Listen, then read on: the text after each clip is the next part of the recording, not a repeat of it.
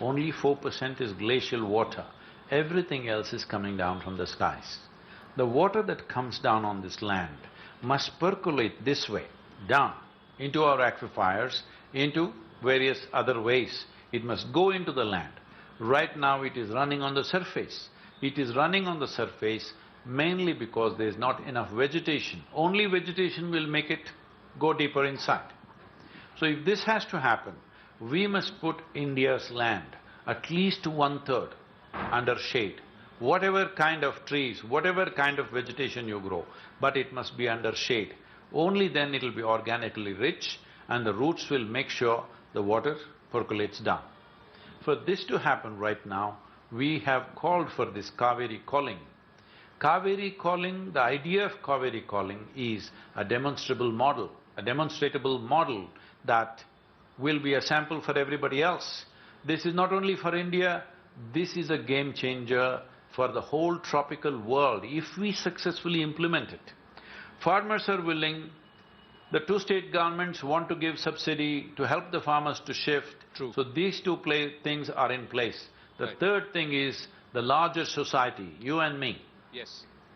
Especially the urban population. I'm just saying, even a beggar in Mumbai can plant one tree a month, 42 rupees. Yes. I think a beggar in Mumbai is rich enough to do that. If a beggar can plant one tree, how much should you do? This should be the question mark in your head.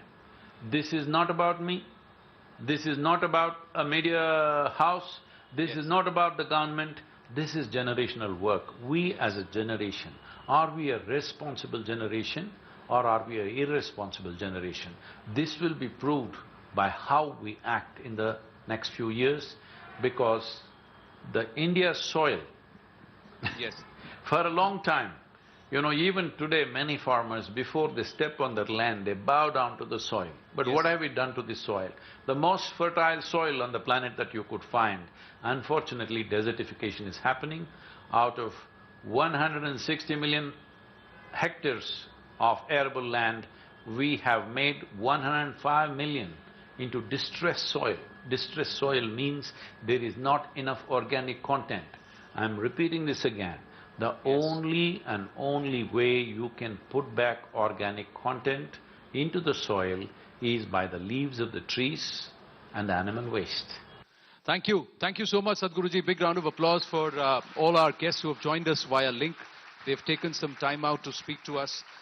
वो कहते हैं ना कि हम देश की मिट्टी को माथे से लगाते हैं, अब आगे जाकर वो रेत हो गई तो गलती किसकी? That is what Sadhguruji is saying. Your thoughts, sir? Absolutely right. The rainwater washes away the layer of the earth and therefore is not conducive to store water. A lot of people think that trees take away the water. There are many trees that actually soak in water, but they also grip the earth and prevent the soil from getting destroyed, which is so essential for all of us. And I think that these are some of the things that all of us must be doing to grow more trees. Well, the task of the urban India, or what Sadhguruji said, do you agree with him saying that if people put their heart into it, because we've had case studies of people who the last 30 years have been digging ponds in villages. He's created 200 ponds that he's been able to build. There is another person who's been able to reforest arid land, hectares of it.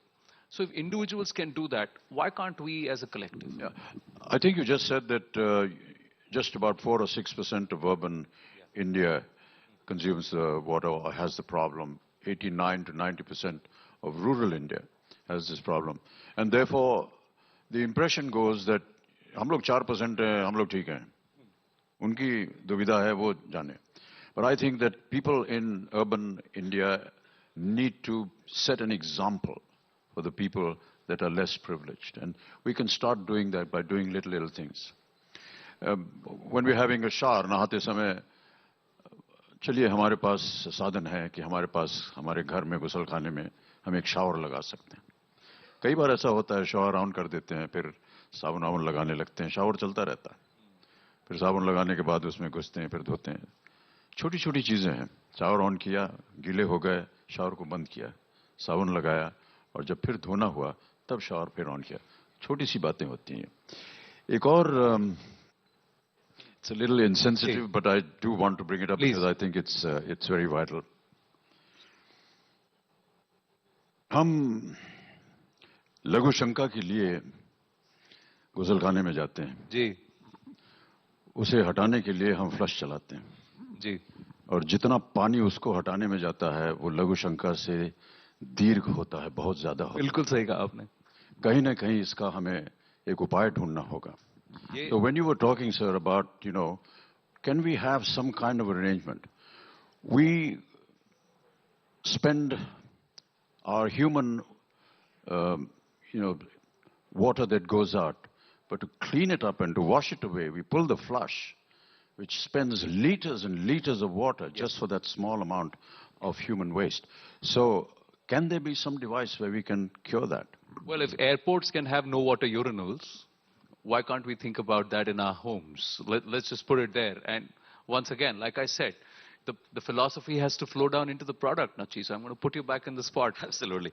I think there are two things, which is, firstly, to answer your question, Avijji, right now the world's technology is not that developed to figure out exactly how to do that. There are flushes, as you know very well, that have one for the urinal and one for the feces. So that option is available. But in many cases, people just use the bigger one because वो आदत है कि बड़ा है तो उसको दबा देते हैं.